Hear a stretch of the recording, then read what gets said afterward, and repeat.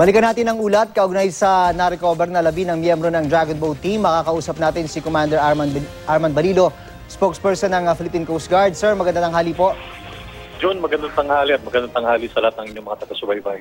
Unang-una po, saan banda sa Manila Bay na-recover yung labi ni Tipon, sir? Doon lang sa vicinity ng Manila Yacht Club kaninang mga bandang alauna ng madaling araw at nakita na nga ng mulutang.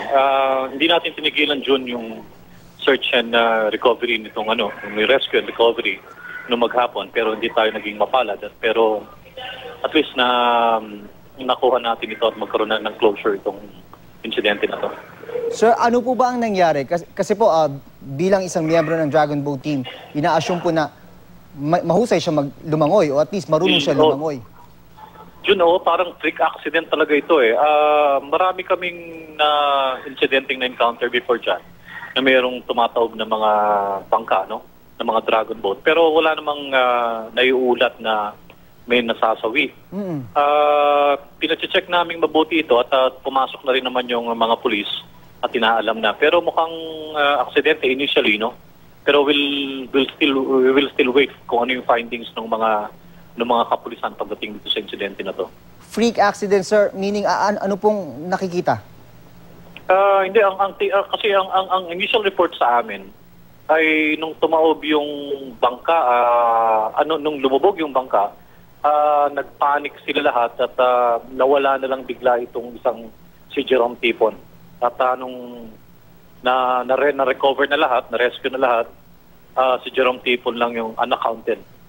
So hindi natin malaman kung napailalim siya o natamaan ng bangka. So we're checking on that at yung police nga ay kahapon ay na-turn over, kaninang madaling araw na-turn over sa kanila. After na ma-identify nung kanilang mga parents ay pumasok na rin yung police para mag-imbestiga. Bakit po ba lumubog yung bangka?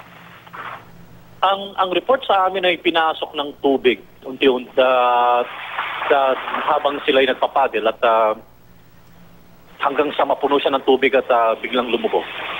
Ano na po ang mga pagbabago na makikita ngayon dyan sa may banda ng Manila Bay na alam ko naman pong madalas maraming training dyan pagkatapos ng insidenteng ito, sir?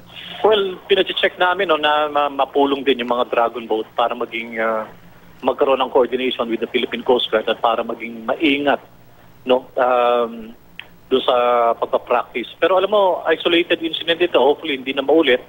Pero just the same, we'll probably coordinate with them at para paiwasan na yung mga pangyaring ganito. Yun lang naman ang nakikita pa namin sa kasalukuyan, John. Maraming salamat po sa inyong panahon. Yan po si Commander Arman Balilo, ang tagapagsalita po ng Philippine Coast Guard.